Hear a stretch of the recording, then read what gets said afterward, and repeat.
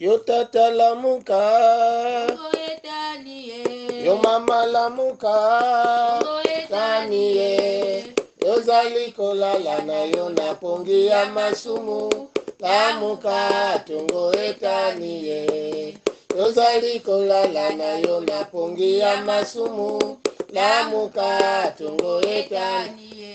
Elenge lamuka, oh elenge lamuka, taniye. Yo zali kolala na yo na pongi ya masumu, lamuka tungo etaniye. Yo zali kolala na yo na pongi ya masumu, lamuka tungo etaniye. Oh yo mama lamuka, oh yo tata lamuka, taniye. Yo zali kolala na yo na pongi ya masumu, lamuka tungo etaniye. Yo zali kolala na yo na pongi ya masumu, lamuka tungo etaniye. Lamuka tungo etani tata mama, elengi mwasi mobali, vumbuka vumbuka, tangu mekulunga kilumbu ya bubuya. Ina betumekuma kilumbu ya jeudi 17 mars 2022 na kati ya lemvu na nzambe betumekutala nkelo ya bubuya bikange sadila ngolo vumbuka vumbuka oyo tozali kobanda liyangani na biso ya tonga lelo na kombo ya tata mwana pe molimo mosanto. Louez l'Éternel car il est bon, car sa miséricorde durera toujours. Amen. Amen. Beto gegutelama togozwa kontikin tuadi 525. Yamutela beto geguimbila kontikin tuadi numéro 525. Kamatano makumizole na banzimbu tano. Bona twena yimbila twayimbila kanisi na Yehova yandika katuna sambila kadimpulusu ye na yese tubabo ziti salumbu yayo yandiwena wakala unakwiza mpenza ndifu muwabantu babo katuzolanga ye katuvulusa mumasumu metomananza ewalongo wenina yandikwa watulendo twato tubabo ziti salumbu yayo yandiwena wakala unakwiza mpe nzambe mfumu abantu babo nani unalembwa zitisa o watuvulusa muyaimbe taditangu yematuchie miti emazu lubisi kangase tubabo sitwaziti salumbu yayo yandiwena wakala unakwiza mpe zambi mfumu abantu babo ina betuke kwanya mutela betuke kusambila lokola tozele kotelema tokobondela masiya nzambe na bomo lokumu pe nkembo ezonga bobele pana yo na mikolo oyo na batango oyo nzambe ozali kopesa biso lokola esili nzambe kobongama oyo lingoma na yo banda lundi ti mokolo lelo ti tozali kokoba na batango oyo esili kopesa biso ba 40 jours de jeûne et prière ya kokota na mabondeli batango nyonso tikete nzambe okamba lokumu ezonga epa na yo ebandeli mpe suki eliyangani oyo tikete yozala liboso koba kolimisa biso moto akokoka nzambe azali te oyo akokosembola loboko na koloba ko ye moto akokoka me ya liboso sa tikete nzambe okoba kolimisa nzambe limisa baya yo bampate na yo nge lemvokila na nge yala kilokola ya nge vedi sabeto na nzila mengi ya mwana nge Yesu Kristo na kumu na nge nzambe ya moyo betumesambila amen Amen. amen Amen. nina nzila ina mutini wetikena kuvwanda betuvwanda na ntangu yayi Davidi mekutuba ya nazalaka na esengo tango balobaka na ngai tokende ndako na tata Nzambe. na nzela wana tozali koloba to na maloba oyo nazalaka na esengo tango balobaka na ngai tokende ndako na Nzambe tolobi na bana na Nzambe nyonso bisika oyo bozali mbote na bino mbote lisusu ozala kuna na mboka mindele Europa, Amerika, Asia na Afrika pe esika na biso miyindo bisika tozali betoke na kutuba na beto nyonso diambu ya ngizulu ya mbote ya kingenga ya vuane biselu ya Nzambi ya paroisse ya Mayangi ya mutina wetume kuzabila biselu ya Nzambe tolobi na biso nyonso bana na Nzambe mangomba ba oyo bazali kolanda milulu oyo betume tuba na beto nyonso bika tuiza kwetumu bika tata Nzambi katu na katu mutezoki yokakuna na likolo banzelu bakoyemba Yesu nkolo na bomo yokakuna na likolo banzelu bakoyemba Yesu nkolo na bomo esengo mingi banzimi na mokili esengo mingi na likolo ndeko nyonso tokumisa mokonzi Yesu nkolo na bomo esengo mingi banzimi na mokili esengo mingi na likolo ndeko nyonso tokumisa mokonzi Yesu nkolo na bomo yokakuna na likolo banzelu bakoyemba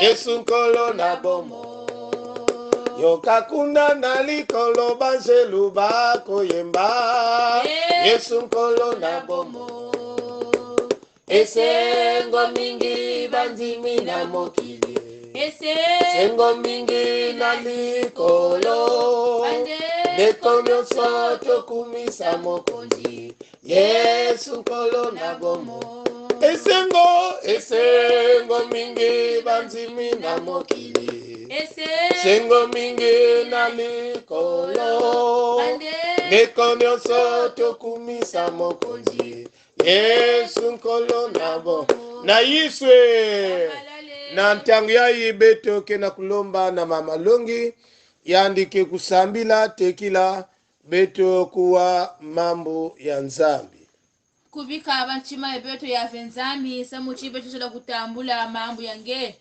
mambo inakele moyo mambo inakele kejika nikuna Yesu Kristo mbatugulu nsukunu beto tusola kuwa kaka njinga yange tizonza yange tata Nzambi samuchijibundu mekuvanda imeni mbatugulu na nsukunu Yesu Kristo ngemosi yala yau ngemosi twadisa yau samuchinkemo na masika ya venzami ke kufutuka nange tibieka mambo ya ilongo samuchingekele Nzambi ya longo na kumbe ya tata mwana pefe ya longo inakele nsajisi bitume kulomba mchindu ina amen amen amen amen na ntangu yayi betoke kuzwa kantiko ya yimbila 123 yimbila mukembisa Nzambi numero 123 tokoyemba libosete toyoka maloba na Nzambe tozali ya kotelema yimbila mukembisa Nzambi numero 123 dimbanga ndinga Yesu na Nzambi dimbanga ndinga Yesu mwana Nzambi dimbanga ndinga Yesu na Nzambi dimbanga ndinga Yesu mwana Nzambi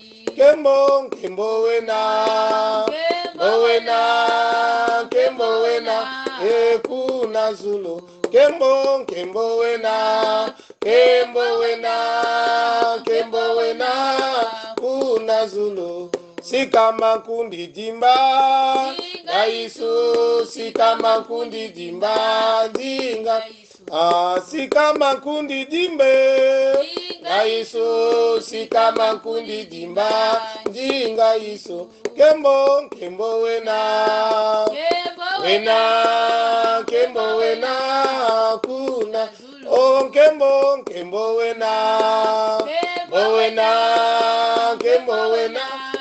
kuna zulu Luiza kwa mono babu kabovele Luiza kwa mono babu kavovele. Luiza kwa mono babu kavovele. Luiza kwa mono babu kavovele. Kembo kembo wena. Kembo wena. Ekuna oh kembo wena. Kembo wena. Akuna Zulu. Tina biese bientoto, filu biena. Tina biese bientoto, filu biena. Tina biese bientoto, filu biena. Tina biese bientoto, filu biena. Kembo wena. Oh kembo wena kuna. Oh kembo wena. Kembo wena. Akuna Zulu. Dalam filu kafila ngeulenda yo. Dalam filu kafila ngeulenda yo. Oh, dalam filu kafile ngeulenda yo. Dalam filu kafila ngeulenda yo. Oh, kembo wena. Kembo wena ku. Oh, kembo wena. Kembo wena kuna Zulu.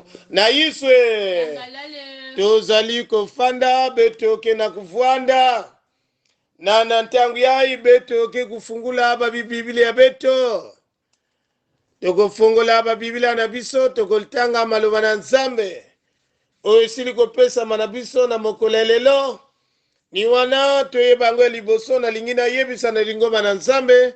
Tozali kati na guide biblique te. Tobiminde na kati ya guide biblique. Beto mekuzwa mambu ina manaka mekupesa beto veto guide biblique. Beto kele na nganda ya guide biblique. E mutinu ke bantangu ya beto ya lusambulu.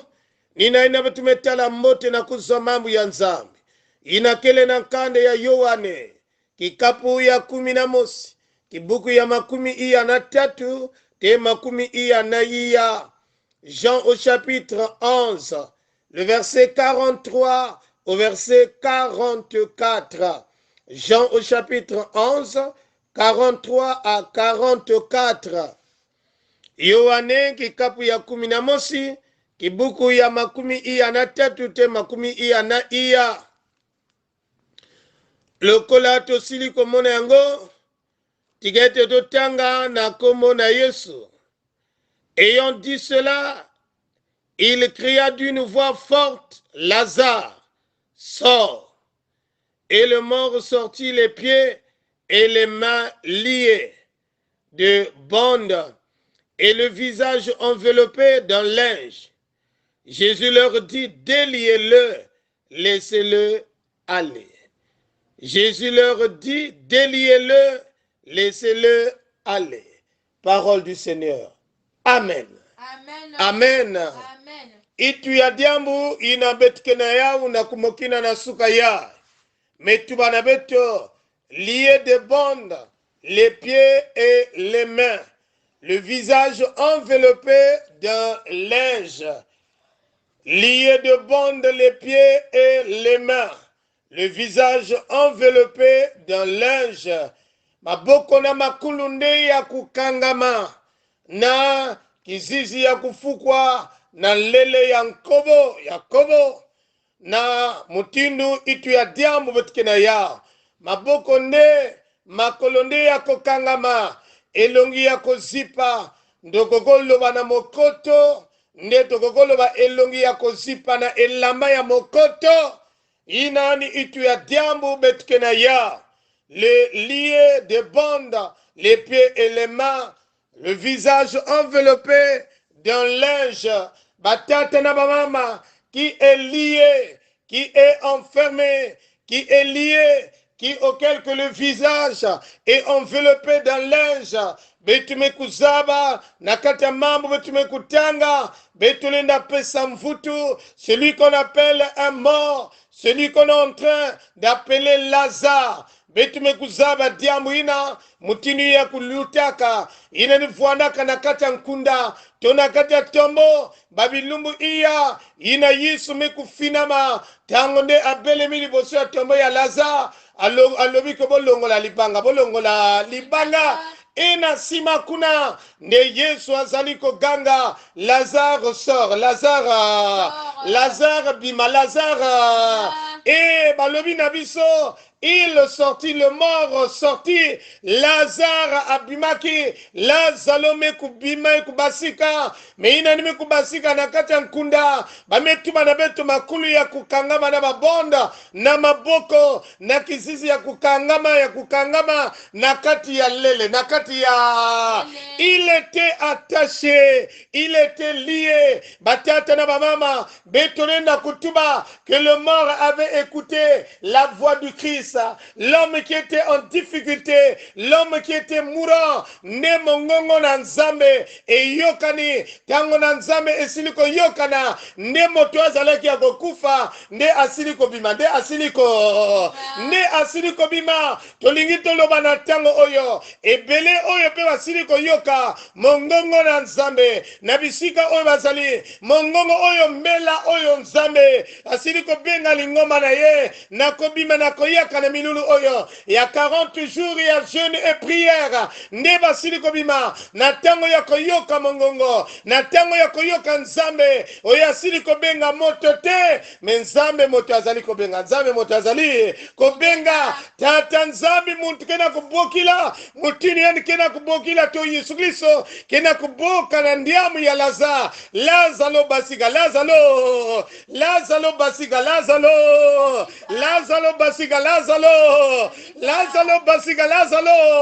Et là où il se tenait, là le mort, Lazare qui était dans le tombeau, yanimeku wandinga ya Yesu Kristo. Yanimeku wandinga ya Yesu. Ndinga Yesu. Nanzambi ndinga Yesu. Oh, ndinga Yesu. Mwana nzambi. Ndinga Yesu. Et donc ngefwana kudima ndinga ya mwani ya nzami ni Yesu.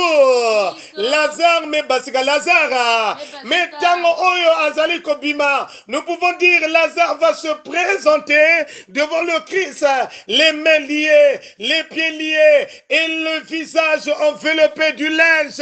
Yanime ku se présenter betele na tuba yanime basika na nkunda mais azalaki toujours yako kangama azalaki toujours yako kangama et batata na mama bato ebele pe na tango oyo bazali ko se présenter liboso Yesu ne bazali yako kangama ebele oyo na tango oyo maboko ezali yako kangama ebele na tango oyo maboko ezali yako kangama makolonde yako kangama makulu na maboko yakele yako kangama yakele yako kizizi kele yako kangama kizizi kele yako. On ne peut pas bien voir tel que le visage était enveloppé du linge. Et donc Lazare ne pouvait pas parler. Lazare ne pouvait pas exercer. Il y a exercer donc si ma qui m'avait. Il y a koko si me le côté parce que ma boko ezalaki yakor. Bato ebele oyo bazali lié. Bato ebele oyo bazali. Bato ebele oyo bayoki mongongo na Yesu. Babimi na bisiko bazalaki. Mais bazali yakokangama bazali yakor. Qui se présente dans le temple. Mais bazali yakokangama bazali yakor. Bayoki mongongo. Mais bazali yakokangama bazali yakor. Ebele oyo na tango oyo. Maboko ne makole ezali yakokangama. Akoko salata eloko moko. Il sortait du tombeau. Mais il sait, c'est-à-dire les traces, les signes, les liens de la mort étaient toujours là. Parce que nyonso ya bondo wana oye kanga miki oye kanga ki makolo nena elamba ezalaki na moto. Nous pouvons dire ça symbolisait, c'était toujours les liens de la mort parce qu'il était toujours lié. Les liens étaient là parce qu'il ne pouvait rien faire. Quand nous ressemblons aux morts bien-aimés, on ne peut rien faire. Il a betu écouter la kala mutini babantu ya kufwa betule na sala taki mamosive babantu mingi na kilokola ya ina meku kangamaka nyonso bakena kusala yalena ku avancer be parce que maboko ki ya kukangama yalena kusala kima be nina betozola tuba nange tata na mama ina mutini kilokola ya tokokozwa ndingisa bana na biso bakokoza la maboko na biso bakokoza la makolo na biso. Et donc si les enfants ne travaillent pas, si les enfants sont en train de chemin, c'était comme si un père, là où on a lié les pieds, là où on a lié les mains, et parce que les choses ne marchent pas, il est lié, bato ebele oyo bazali lié, bazali ya kokangama, menami lulu oyo pendant 30 jours, ils vont se présenter devant le Christ. Ils sont là de se présenter devant le Christ. Bakele kuna nantadisa Yesu Kristo, bamekuisa telama nantadisa Yesu Kristo na manima kuna Yesu mekutuba déliez-le, déliez-le. Et donc là le Christ s'adresse maintenant na tuba Yesu kena kuzonda na ndonga na ina, nous pouvons dire les mêmes personnes, la même foule, ina kangaka Lazare, ina tulaka Lazare na katatombo. C'est à la foule que le Christ s'adresse, c'est la même personnage que le Christ s'adresse pour dire déliez-le. Donc motindo obakanga kiyo nina motindo ana nena kate milulu oyo nena tango oyo nena tongo elelo nde Yesu azali koloba nde bofongola ye bofongola Yesu kena kutuba beno fungula yani beno fungula. Et quand il donne l'ordre monte fana ku exécuter ordre tata. Nul ne peut résister à l'ordre du Seigneur même na tango yi ai betole na tuba mutindo bakangisa kange mutindo bakanga kamambo yange mutindo batula kange na nkunda mutindo na nyonso ina. Mais le Seigneur a dit ce matin déliez-le Yesu metuba na sukaya déliez-le quel que soit les liens de la mort ina fonda kangange. Mais il a donné l'ordre ce matin déliez-le, déliez-le. Et à la suite il dit laissez-le aller, laissez-le. Ba oyo bakanga kiyo ndeka bango bakofongola au nom de Jésus. Au nom de et il dit laissez-le aller, laissez-le. Il doit aller parce que la mort n'a plus le pouvoir ce temps-là, parce que la puissance de la mort est anéantie, parce que le pouvoir oyo ndio balobaki ne Lazare avandako luba solo vandako bima et abandako bima solo et na tangwana solo wana ezalaki lisusu pouvoir na Lazare te ni wana nde bazali koloba Yesu azali koloba laissez-le aller nkunde koko kanga ye lisusu te laissez-le aller déliez-le. Et donc ça voulait dire et le pouvoir de la mort, le pouvoir de blocage n'avait plus le pouvoir de bloquer la vie de Lazare. Bien-aimé, teki lava ku délier liand mambo ya nzambe kutuba na beto et le mort ressorti. Mais là, Jésus va changer le nom du mort. Nakusugi Sankumbi est mort quand il est en train de dire déliez-le, laissez-le aller. Diambo, Yakutuba encore le mort. Batata na mama, Betele na tuba ki lokola ya. Kumbuina, qui tejuna kotila kanange. Quand le Christ est en train de te délier, Dion sunake diakana lulendeve. Et na sukaya, je vois déjà cette femme qui est déliée. Je vois cet homme. Je vois ce fils qui était lié. Et donc tu es délié au nom de Jésus. Toi qui étais lié, tu es délié. Toi qui étais englouti par un esprit de blocage, un esprit de la mort, à l'image de Lazare sorti du tombeau. Mais il ne pouvait rien faire. Mais aujourd'hui, je te rassure ce matin, tu es délié au nom de Jésus. Tu es délié au nom de Jésus. Tu es délié au nom de Jésus. Muzola tuba nangena sukaya, misinga yina balia ya batufwa, yina balia ya kukanga ya ba blocage, ngele na kuenda kuma ngevele na sala kima ve. Tu es délié au nom de Jésus. Au nom de Jésus. Par l'ordre du Seigneur. Laissez-les aller, laissez-les, laissez-les. Et donc la vie de Lazare est revenue dans son sens. Kizingu ya Lazaro, mais futuka na sonsa ya. Nikuna muzola tuila nange, kizingu ya ngeke kufutuka na sonsa ya. Mutinu nge vuandaka, mutinu nge vona fonctionner, mutinu nge vona diata, mutinu nge vona sala. Na kate milulu ya, bake bikange, ils vont te délier. Na milulu ya, okomona le boko na nzambe. Alléluia. Nous sommes sûrs et certains, durant ces moments de jeûne et prière, le Seigneur va établir, le Seigneur va opérer des miracles, je suis sûr et certain. Je suis convaincu que la main de l'Éternel, l'ordre du Seigneur, il a donné l'ordre qu'on puisse délier ceux qui étaient liés, ceux qui étaient enfermés. Il n'a voulu kanga manabimbe, na bamama mutindo mutindo, na kiloko la ya. Le linge va se lever, singe voanda ka voilé, kiloko la ya, voili na keku katuka, au nom de Jésus, au nom de singe voanda ka voilé, voili na nde ekolongwa, au nom de Jésus, au nom de Jésus. Tika tenzambe, a pambola maloba na ye, akoba ko pambola biso nyonso. Amen. Amen. Na tango oyo to zali kozongela maloba na biso oyo tolobi mamali kambo ya maloba mamali kambo ezali kokanga tango na biso oyo ya mabondeli ya metuela na betu mutindi ya Matthieu 4:4 betu koneno Matthieu 4:4 L'homme ne vivra pas de pain seulement mais de toute parole qui sort de la bouche de Dieu. Matthieu 4:4 betu konena Matthieu 4:4 Il est écrit L'homme ne vivra pas de pain seulement, mais de toute parole qui sort de la bouche de Dieu. Il est écrit, l'homme ne vivra pas de pain seulement, mais de toute parole qui sort de la bouche de Dieu. 2 Corinthiens au chapitre 2, le verset 11. Afin de ne pas laisser à Satan l'avantage sur nous, car nous n'ignorons pas ses desseins. 2 Corinthiens, chapitre 2, le verset 11. Afin de ne pas laisser à Satan l'avantage sur nous, car nous n'ignorons pas ses desseins. Amen. Amen.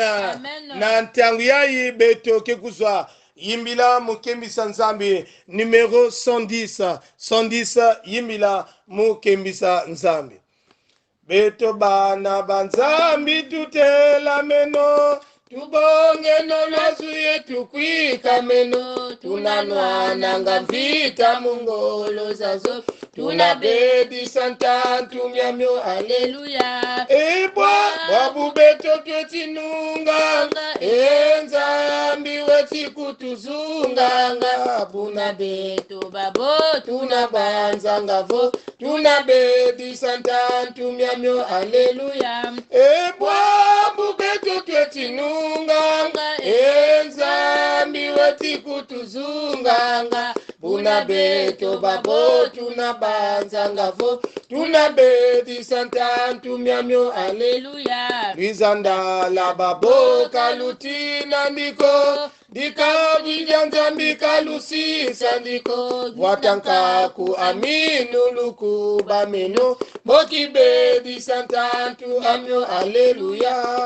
wabu beto twetinunganga enzambi weti kutuzunganga buna beto babo tunabanzanga vo tunabedi santantu myamyo haleluya wabu beto twetinunganga enzambi weti kutuzunganga buna beto babo tunabanzanga vo tunabedi santantu myamyo haleluya tunasiama mungolo za nzambi eto etimbuki kya mfumu tunabalulakyo kinasongwa kwa bantu bakondolokyo teyembi na mana vansi haleluya wabu beto twetinunganga enzambi weti kutuzunganga buna beto babo tunabanzanga vo tunabedi santantu myamyo haleluya wabu beto twetinunganga enzambi weti kutuzunganga buna beto babo tunabanzanga vo tunabedi santantu myamyo haleluya. Nantangu yayi bika betu kokota nantangu ya lusambulo nge muntu mekuzaba diambu ina mekotisa nge manenga tonenga yayi nge mekuzaba ina nge mekokota siliko yeba likambo oyo ezali kolelisaka yo likambo oyo ezali koyokisaka yo pasi likambo oyo tina tango oyo nanu ozue ya note ekomi tiango yomoto siliko yeba ba blocage lolenge nini oyo moyini asiliko kanga lolenge nini moyini oyo asiliko telimila ozaliko mona ko vina yo ezalinde ya kokangama ngeke na kusentir kizingu ya ngeke ya kukangama ina nyonso ngeke na kusaleke na simba ve tu es en train de sentir qu'en quelque part tu es attaché lié et kilokola ya bikange sambila na kilokola katatima tekila munu musambila tekila kongana bondela esika kaka ozali nde ozali kobondela nde ozali kobondela biso na ntango oyo tozali kozongela couple ya le troisième ya kontiku yimbila 110 kifulunge ikele ngeke na kusambila betuke na kuyimbila nge kotenge ikele esika ozali kobondela na kopesa situation na yo na kopesa eta na yo na tonga lelo na maboko na nzambe na milulu oyo nzambe akoba kosala na milulu oyo loboko na nzambe ekoba komonana tunasiama mungolo za nzambe eto edimbuki kya mfumu tunabalulakyo kinasonga kwa bantu bakondolokyo teyembi na mana vansi aleluya bwabu beto twetinunganga enzambi weti kutuzunganga buna beto babo tunabanzanga vo tunabedi santantu myamyo aleluya bwabu beto twetinunganga enzambi weti kutuzunganga buna beto babo tunabanzanga vo tunabedi santantu myamyo aleluya diaka nzambi ya beto ngeke nzambi ya lulendo ngeke nzambi na kewaka mandiongo ya beto ngeke nzambi na ketalaka biadi ya beto ngeke nzambi na kezabaka bapasi ya muntu na muntu ngeke nzambi na kenakuwa bidilu ya muntu na muntu ngeke nzambi na mekuzaba talaki zingi ya giselo ya nge mekuzaba tate beto nzambi combien de fois yandike lié par les liens éternels de la mort par les liens avant notre Dieu où le diable a tout emballé Seigneur pour que tata nzambi kisi le ya ntomoso vuanda ve meki lokola ya tatebeto nzambe lokolo bimisa ki Lazare na nkunda lokola nzambe oyo pesa ki de mot d'ordre yeso ba détaché ye biso pe na tango oyo nzambe oyo nyonso ekangaki ye nzambe oyo nyonso evanda ko lié ye tikete nzambe zala détaché na komo na yo kaka na komo na yo tel que tu avais donné l'ordre et Seigneur na ki lokola ya bika bitezo nyonso inavanda tirimina ya inavanda bloke kizingo ya na kumnange nzambe ya kwenda ntama o nzambe ya beto ya nimekota mkungi ya tate beto nzambe poete bokono esiliko umela poete nakata bokono ezaliko lelisa ye poete nakata bokono oyo nzambe siliko kanga mwasi oyo oye kangi nzambe mobali oyo ni wana nzambe siliko kota milulu oyo nzambe zongisa eyano nzambe koba koloba nzambe kangola lingoma na yo nzambe kangola baya yo lokola nzambe batango nyonso azwa mosala ezali kosuka na nzela azwa relation ezali kosuka na nzela nyonso nzambe ezali kobonga te ni wana nzambe mosali na yo mwana na yo azali kolela epa na yo azali kolela na tonga lelo na milulu oyo pese yano ya malamu ni na kombo na yo ke nyonso oyo nzambe etosaka kombo na yo te nde ekende mosika au nom de Jésus ekende mosika kimia ekota ezala bana na ye ezala esika azali kuna nzambe na mboka mopaya bikange tatamana tuadisa ya onzambe ya beto ya vwana bamambe ya mikanda ngeke kuyirika ya vwana bazetudi ya babana ngeke kuyirika nyonso ina kizingu vanaka bloke na kumu na nzambe yake kuvwanda débloqué parce que ngeke nzambe ya mbote ngeke nzambe ke wilaka beto bamambo ya mutino mutino ya vwana baz opération ya vwana nyonso ngeke tabila vwana mantwala vwana itu betumeto nange parce que ngeke vutula mvutu na konso diambo ina dibundu men natinange na mina kemo ya ina mudibundu men natinange na bantangu ya ina kibusi ya tata nzambe kiselu ya tata mama ntwene ya bakala kina kudila nange nzambe ngeke pesa mvutu ni kuna bieka ni kuna tatamana bieka matondo samuna nkemu nange bikange tatamana kusala ya ngitukulu na kumu nange Yesu nzambe ya moyo betu mesambi na mutinina amen amen, amen.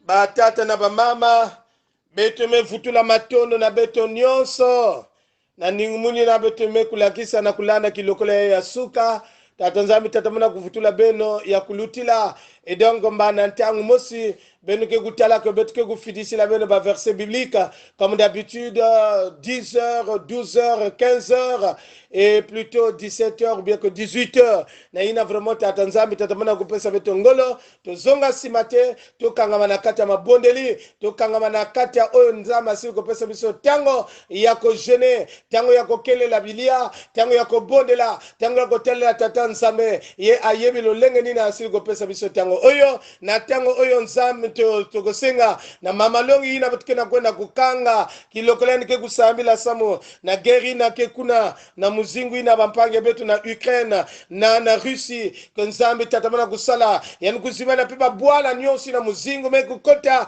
tata nzambe tatamana kudingisa na kutula diboko yani sambila mama beto kena kufutula nge matondo Yesu Kristo ya venzambi iki beto na kuzonza na ntadisi yange ni kuna ya venzambi beto kena kuyekola mbanza ya Rusi Ukraine ndeme kuzaba mbote iki kena kuluta kuna tata nzambi ngekele nzambi ya kiyenge ngekele nzambi ya kizunu tula kizunu katikati na bambanza ina mfumu tula kiyenge katikati na bambanza ina Yesu Kristo samushi ya venzambi makanda kena kufwa babana kena kufwa Yesu Kristo ni kuna nzambi tula kizunu banda na bakuluntu chita tanzambi na bambanza nyonso ina mekuzungitila bambanza ina ngekele nzambi ya lemvo ngeke kulema na akajambu ve na kilokola ya nzambi tibika bidimu na bimangu ya venzambi ya kutalana katikati na bawu samusitata nzambi kiyenge kukota na bambanza ina eba kuvututilange matondo